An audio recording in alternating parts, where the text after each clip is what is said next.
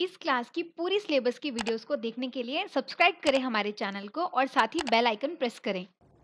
Hello kids, my name is Hemant Kumar and I welcome you to Mars Academy. I hope आप एकदम strong और safe होंगे और कुछ नया सीखने के लिए एकदम तैयार।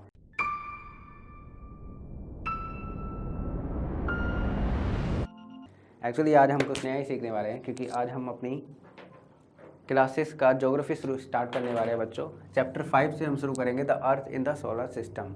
तो मैं चाहता हूँ कि आप अपनी ये किताब जो है ज्योग्राफी की क्लासेस की वो से निकाल लें और पेज नंबर 1 खोल लेंगे आप।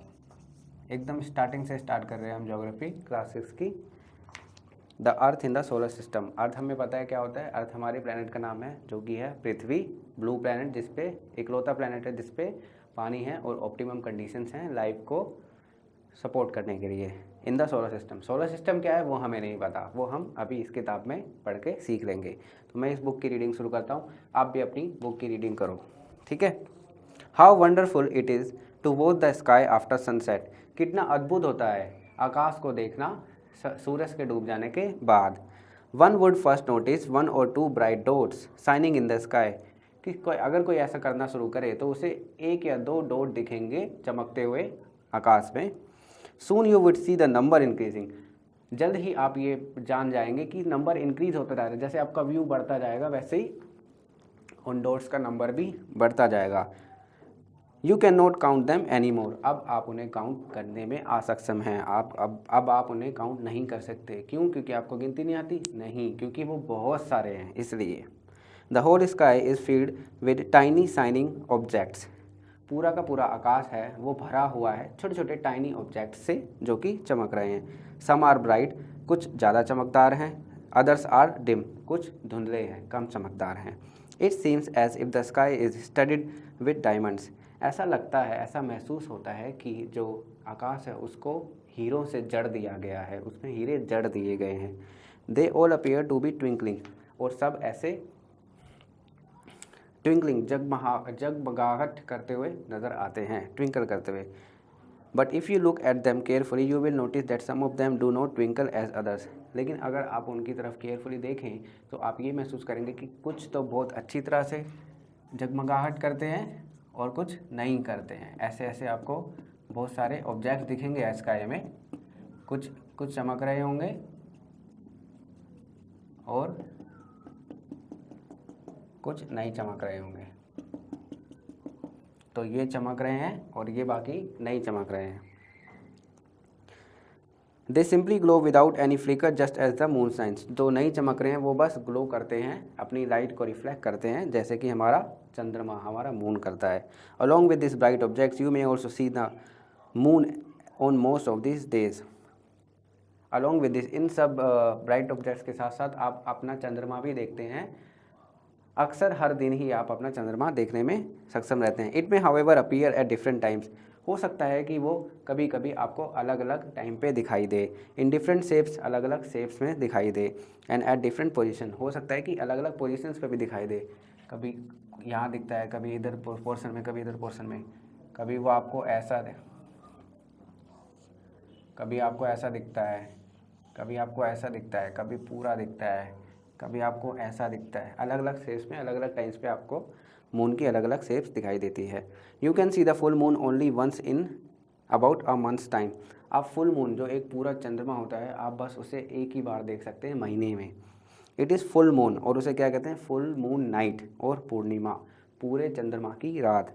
अ फोर्टनाइट लेटर, 14 दिनों बाद, you can not see it at all. 14 दिनों बाद तो वो आपको दिखता ही नहीं है। क्यों? क्योंकि वो सन की रोशनी में आ जाता है तो बिल्कुल ही वो वेनिश हो जाता है, गायब हो जाता है। अफो it is a new moon night और अमावस्या। जब आपको वो बिल्कुल भी दिखना बंद हो जाए तो उसे क्या कहते हैं? New moon night. जब पूरा दिखता है तो फुल मून नाइट, पूर्णिमा। जब बिल्कुल दिखना बंद हो जाता है तो उसे बोलते हैं न्यू मून नाइट और अमावस्या। On this day you can watch the night sky best. क्योंकि अब चंद्रमा की रोशनी वहाँ पे नहीं है आपके विजन को डिस्टर्ब करने के लिए, इसलिए आप स्काई को एकदम सबसे बेहतर तरीके से ऑब्जर्व कर सकते हैं, provided it is clear night. हाँ, लेकिन होना चाहिए कि वो जो रात है वो क्लियर हो, वहाँ पे क्लाउड्स ना हो, बारिश ना हो रही हो। Do you wonder why can't we see the moon and all those bright tiny objects during the day time. क्या आपने कभी ऐसा सोचा है कि हमें ये जो टाइनी ऑब्जेक्ट्स हैं, ये जो मून है, ये सिर्फ रात को ही क्यों दिखाई देते हैं, दोपहर को क्यों नहीं दिखाई देते, दोपहर को ये कहाँ चले जाते हैं? It is because the very bright light of the sun does not allow us to see all these bright objects of the night sky.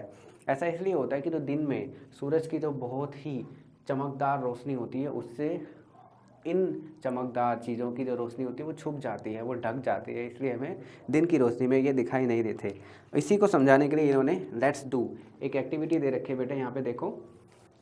इस एक्टिविटी से हम पूरी तरह समझ जाएंगे कि हमें ये जो टाइनी ऑब्जेक्ट्स हैं रात को क्यों दिखाई देते हैं और दिन में क्यों नहीं दिखाई देते।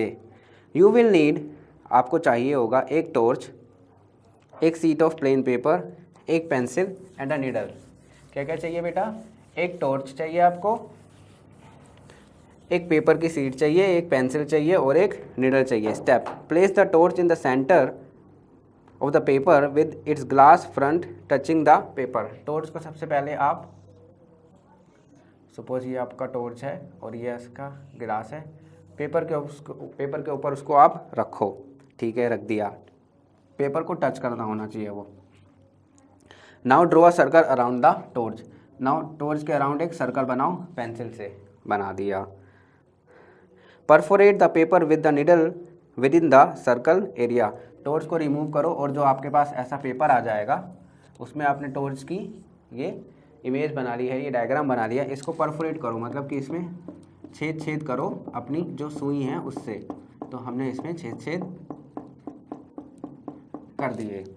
अब क्या करना है? Now place the perforated circle part of the paper on glass front end wrap the paper around the torch with a rubber band. अब इस पेपर को हमें टॉर्च के ऊपर रैप कर देना है रबर बैंड को यूज़ करके। इस पेपर को लेना है, इसके ऊपर टॉर्च को वापस रखना है और पेपर को रैप कर देना है रबर बैंड को यूज़ करके। Take care that the switch of the torch is not cover. कृपया इस बात का ध्यान रखें कि जो स्विच है टॉर्च का ऑन ऑफ करने वाला वो कवर ना हो जाए। इन अ डार्क रूम, एक अंधेरे कमरे में, stand at some distance facing a plain wall. आप एक डिस्टेंस पे खड़े हो जाएं और आपके सामने एक प्लेन वॉल होनी चाहिए और आपके हाथ में क्या है? ये टॉर्च है जिसके ऊपर आपने पेपर रैप कर रखा है, उसमें डॉट डॉट हैं। कमरे में अंधेरा है। Switch off all other lights, बाकी की लाइट्स भी आप बुझा दें। Now flash the torch light on the wall. अब जो ये लाइट है इसको आप टॉर्च की ऑन कर दें तो आपको दीवार पे क्या देगा?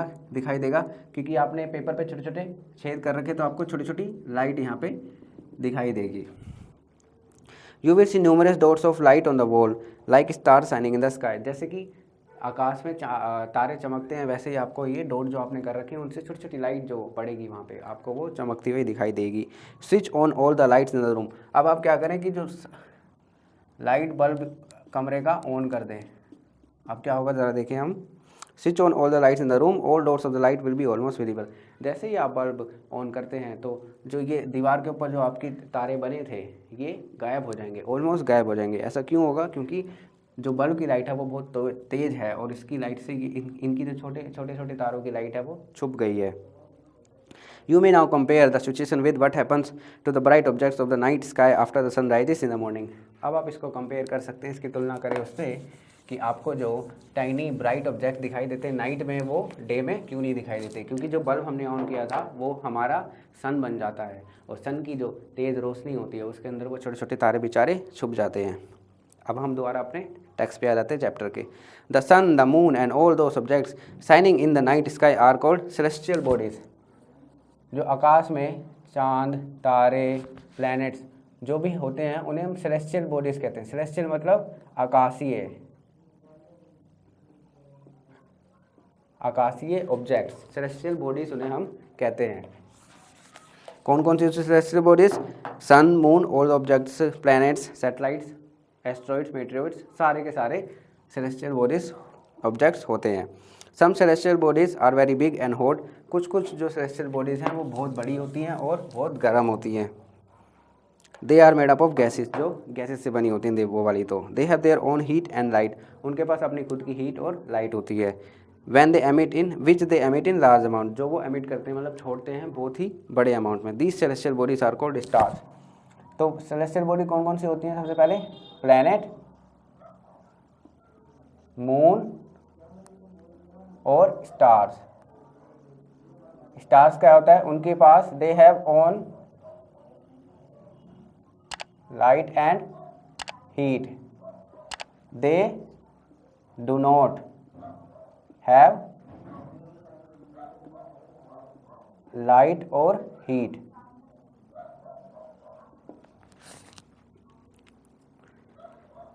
The sun is a star, इसीलिए सन एक तारा है। सन एक तारा क्यों है, क्योंकि उसके पास उसकी ओन लाइट है और हीट है।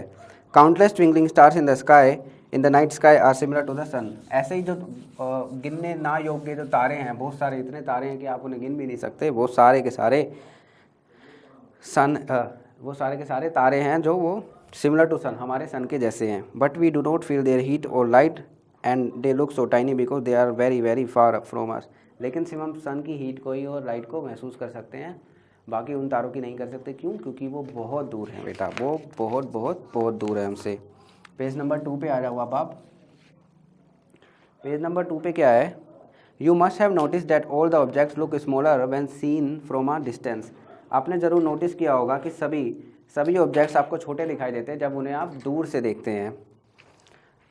जैसे कि how small an aeroplane looks when it is flying at a great height. जैसे कि एक प्लेन जब हवा में उड़ रहा होता है तो कितना छोटा दिखता है, जबकि उसके अंदर इतने सारे लोग बैठे होते हैं। जब आप प्लेन के पास जाते हैं तो वो बड़ा दिखता है, प्लेन जब दूर होता है तो वो आपको छोटा दिखता है। हर एक चीज़ जो दूर होती है वो छोटी दिखती है। While watching the night sky you may notice various patterns found by different groups of stars. तो जब तारों को देखते हो तो बहुत सारे तारे हैं यहाँ पे, तो हो सकता है कि इनसे कोई पैटर्न बन रहा हो। जो दीज आर कॉल्ड कॉन्स्टिलेशंस। इन पैटर्न को if some groups of stars are forming an recognisable observable pattern then it is called constellation. कोई भी ग्रुप ऑफ स्टार्स है, अगर वो एक पैटर्न बना रहा है तो उसे कॉन्स्टिलेशन कहते हैं। जैसे कि उर्सा मेजर और Big Bear is one such constellation. जैसे कि उर्सा मेजर एक नाम दिया है इन्होंने, उर्सा मेजर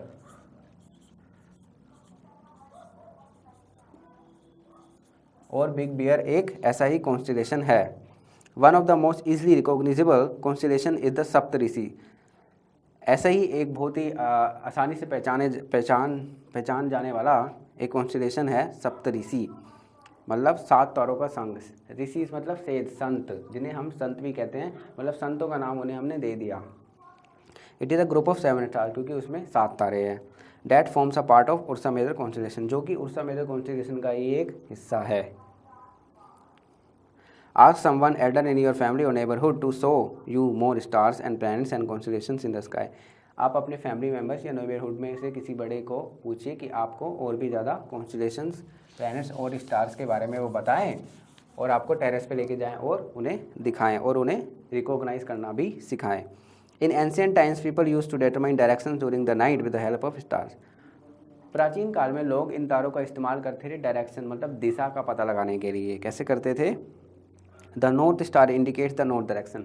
एक तारा होता है बेटा नॉर्थ स्टार, उससे नॉर्थ डायरेक्शन का आपको पता चलता है। जैसे 4 डायरेक्शंस होती हैं हमारी, तो एक नॉर्थ जो स्टार होता है उससे हमें पता चल जाता है कि नॉर्थ किस डायरेक्शन में है। अगर आपको नॉर्थ पता चल गया तो आपको अपने आप ही बाकी की डायरेक्शंस का पता चल जाएगा। It is also called the pole star. उसे पोल स्टार भी पोल स्टार कहते हैं। पोल स्टार क्यों कहते हैं? क्योंकि उसकी पोजीशन फिक्स्ड है और वो पोल्स की तरफ ही पॉइंट करता हुआ हमेशा दिखाई देता है। It always remains in the same position in the sky. We can locate the position of the pole star with the help of Saptarishi. हम पोल स्टार को लोकेट कर सकते हैं किसकी मदद से? सप्तऋषि की मदद से, जो कि एक पार्ट है किसका? उर्सा मेजर कॉन्स्टिलेशन का। Look at the figure 1.1. You will notice that if an imaginary line is drawn joining the pointer stars and extended further, it will point to the pole star. देखो ये जो लड़की है figure 1.1 में, ये हमें बता रही है कि नॉर्थ स्टार को हम लोकेट कैसे करें। तो आप सबसे पहले आपको सप्तऋषि जो कॉन्स्टिलेशन है उसको लोकेट करना होगा, और वहाँ पे जो पॉइंटर स्टार्स हैं वहाँ से आप एक सीधी लाइन को खींचेंगे और सीधी लाइन जिस तारे पे पॉइंट करेगी वही होगा आपका नॉर्थ स्टार और pole star. Some celestial bodies do not have their own heat and light. कुछ ऐसी सेलेस्टियल बॉडीज़ भी होती हैं जिनकी अपनी खुद की हीट और लाइट नहीं होती। This are lead by lights of the stars. उन्हें जलाया जाता है, उन्हें रोशन किया जाता है सूरज की रोशनी से। जैसे सूरज की रोशनी है,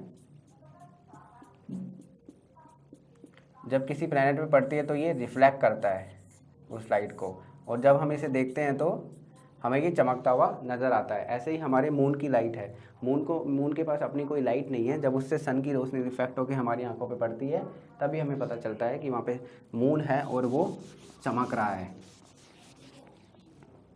तो उन्हें क्या बोलते हैं हम? उन्हें प्लैनेट्स बोलते हैं। The word planet come from the Greek word प्लैनेटिया।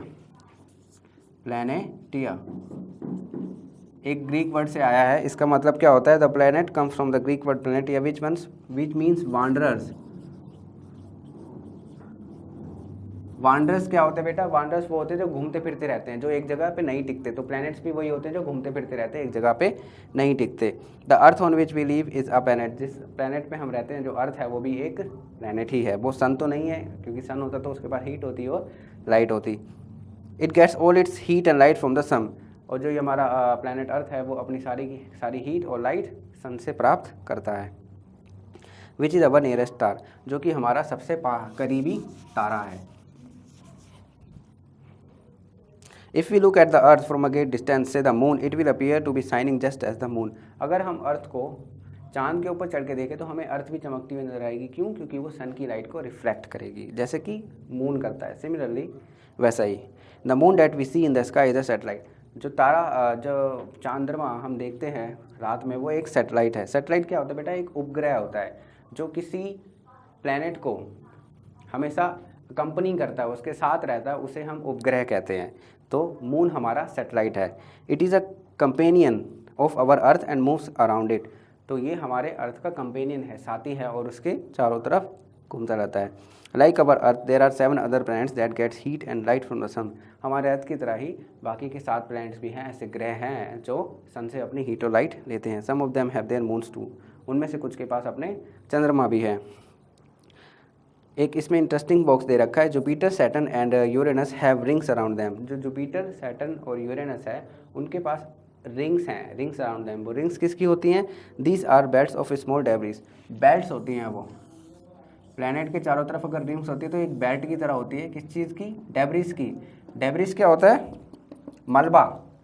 टूटे फूटे प्लैनेट्स का, टूटे फूटे एस्ट्रॉइड्स का, टूटे फूटे मीटियोर्स का जो मलबा होता है, उसको इन्होंने अपनी ग्रेविटेशनल पुल की वजह से एक ऑर्बिट में बनाए रखा है। उसी से इनकी उनकी रिंग बन गई है। कौन कौन से प्लैनेट होते हैं जिनकी रिंग है? जुपिटर, यूरेनस और सैटर्न। ये आपको याद रखना है। The solar system. Solar system की बात करते हैं हम।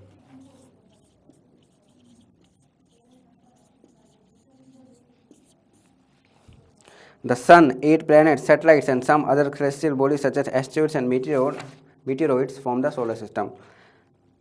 Sun, 8 planets, satellites, some other celestial bodies known as asteroids and meteoroids. Asteroids and meteoroids मैं आपको बता दूं क्या हैं? They are numerous tiny debris. They are nothing but numerous tiny debris. हम इसके बारे में फर्दर चैप्टर में आगे पढ़ेंगे तो अच्छे से समझ लेंगे। फिलहाल के लिए आपके लिए एस्ट्रॉइड्स और मीटेरोइड्स क्या हैं? न्यूमरस टाइनी डेब्रिस हैं। इनके साथ साथ सन, 8 प्लैनेट्स और उनके सैटेलाइट्स मिलके सोलर सिस्टम बनाते हैं। बेटा सिस्टम क्या होता है? सिस्टम एक वो होता है जिसके बहुत सारे पार्ट्स होते हैं जो एक साथ मिलकर कुछ काम कर रहे होते हैं, एक ऑर्गेनाइजेशन में कुछ करते हैं, एक यूनिट की तरह जो काम करते हैं, उसके जो बहुत सारे एलिमेंट्स मिलके एक यूनिट बना लेते हैं, तो उसे हम सिस्टम का नाम देते हैं। तो सोलर सिस्टम मतलब सोलर का system. We often call it a solar family with the sun as it head, because sun इसका हेड होता है, क्योंकि सन सबसे बड़ा और सेंटर में लोकेट करता है, तो इसलिए हम इसे सोलर फैमिली के नाम से भी बोलते हैं। सोलर सिस्टम क्यों बोलते हैं? क्योंकि सोल वर्ड ही आता कहाँ से है? सन से। देखो यहाँ पे दे रखा है, डू यू नो में, Sol in Roman mythology is the sun god. Sol का मतलब रोमन माइथोलॉजी में होता है एक सूर्य भगवान। सोलर मीन्स रिलेटेड टू सन, और सोलर का मतलब क्या होता है? रिलेटेड टू सन, मतलब जो सन से संबंध रखता हो। The family of the sun is therefore called the solar system. Therefore the family of sun is called solar system. Sun से संबंध रखने वाला system. Write down as many words using the word solar on your own as you can. तो आप कुछ ऐसे word लिखें जो सोलर से संबंध रखते हैं। तो मैं कुछ वर्ड लिख देता हूँ, आप भी ढूंढेंगे और लिखेंगे। जैसे मैं लिखता हूँ सोलर एक्लिप्स। एक्लिप्स क्या होता है? ग्रहण। जब सन के सामने उसको कवर करने आ जाते हैं पृथ्वी और मून, तो वहाँ पे सूर्य ग्रहण होता है। और बाकी के ग्रहण भी होते हैं ऐसे ही, लूनर एक्लिप्स भी। तो सोलर से संबंध रखता है एक्लिप्स, तो ये सोलर एक्लिप्स। बाकी है सोलर सेल। सोलर सेल क्या होता है? एक सेल होता है जो अपनी एनर्जी को ऑब्टेन करता है सोलर एनर्जी से। दूसरा है सोलर कैलेंडर।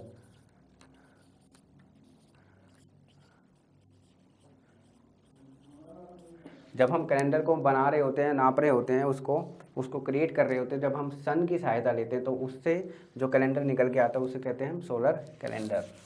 तो मैंने 3 वर्ड लिख दिए हैं यहाँ पे, 3 टर्म्स लिख दिए हैं। आप भी कुछ टर्म्स अपने आप ढूंढेंगे और कमेंट सेक्शन में मुझे बताएंगे, और मैं देखता हूँ सबसे ज़्यादा इंटरेस्टिंग टर्म्स किसने ढूंढ के निकाली हैं। जिसने भी सबसे ज़्यादा इंटरेस्टिंग टर्म्स ढूंढ के निकाली होंगी, नेक्स्ट वीडियोज़ में मैं उनका नाम बोर्ड पर लिखूँगा। ठीक है।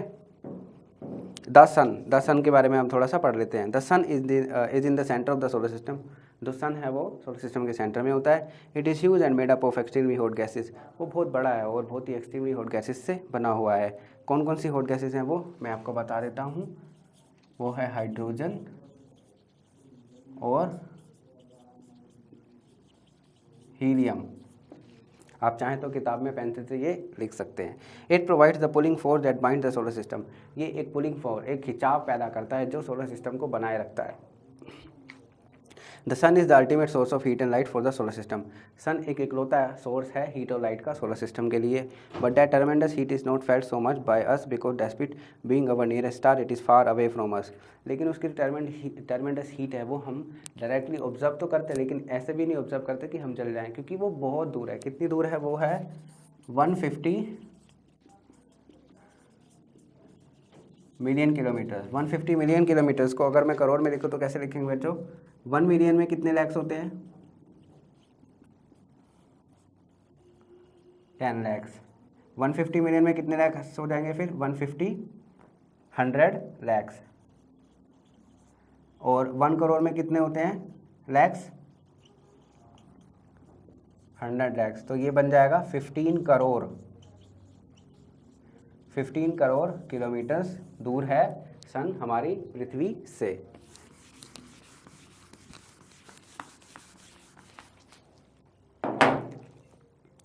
प्लैनेट्स पे आ जाते हैं। There are 8 planets in our solar system. 8 planet हैं हमारे सोलर सिस्टम में। In order of the distance from the sun they are Mercury, Venus, Earth, Mars, Jupiter, Saturn, Uranus and Neptune.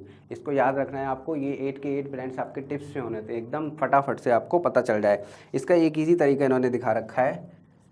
My very efficient mother just served us nuts. एक तो ये है, और मैं आपको एक नया तरीका बता देता हूँ इसका। माई वेरी एफिशिएंट ही रखते हैं इसको हम। मदर जस्ट, इसको जस्ट कर दो आप। सोड अस 9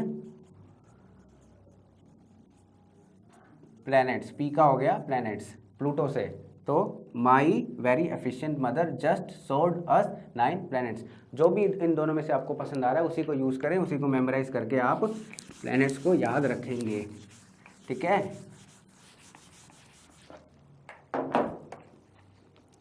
all the 8 planets of the solar system move around the sun in fix path. सभी के सारे 8 प्लैनेट्स एक फिक्स पाथ में मूव करते हैं around the solar system sun. These parts are elongated. ये खिंचे हुए हैं। खिंचे हुए, अगर ये सन है तो ये खिंचे हुए, इलोंगेटेड मतलब लंबे हैं ये थोड़े से। They are called orbits. इन्हें क्या कहते हैं? ऑर्बिट्स कहते हैं इन्हें। Mercury is the nearest to the sun. Of course Mercury सबसे पहले आया है माई वेरी एफिशिएंट मदर में, तो मरकरी सबसे पास है। It takes only 88 days to complete one round along its orbit. तो मरकरी को सिर्फ 88 दिन लगते हैं सन के चक्कर लगाने में, और अर्थ को कितने लगते हैं? 365 दिन। बेटा देखो, इसको 88 लगते और इसको 365 दिन लगते हैं। Venus is considered as earth twin because its size and shape are very much similar to earth. तो जो वीनस है उसको अर्थ का जुड़वा समझा जाता है क्योंकि उसका जो शेप और साइज है बिल्कुल अर्थ के सिमिलर है। टिल रिसेंटली अगस्त 2006 तक Pluto was also considered as planet, Pluto को भी एक प्लैनेट समझा जाता था।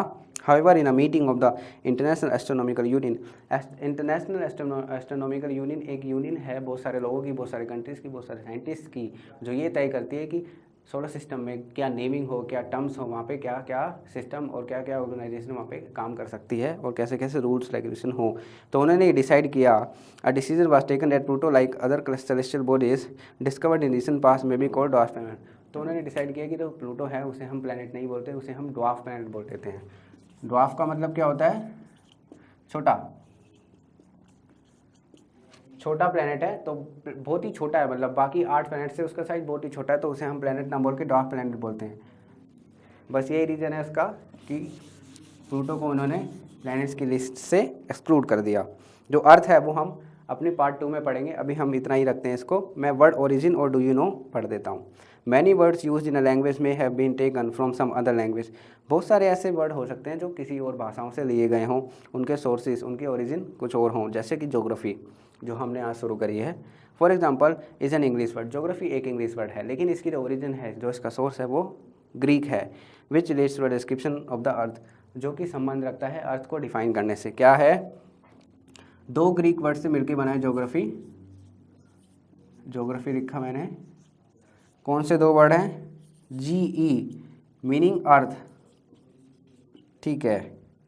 बाकी है ग्राफिया, इसका मतलब है मीनिंग राइटिंग, मतलब अर्थ के बारे में लिखना। अर्थ के बारे में हम तभी लिख सकते हैं जब हम उसके बारे में पढ़ लेंगे। तो geography means study of earth. Find out more about the earth. Geology study of earth. Geometry measurements of earth. Geoid resembling the shape of the अर्थ और फॉर्म ऑफ द अर्थ।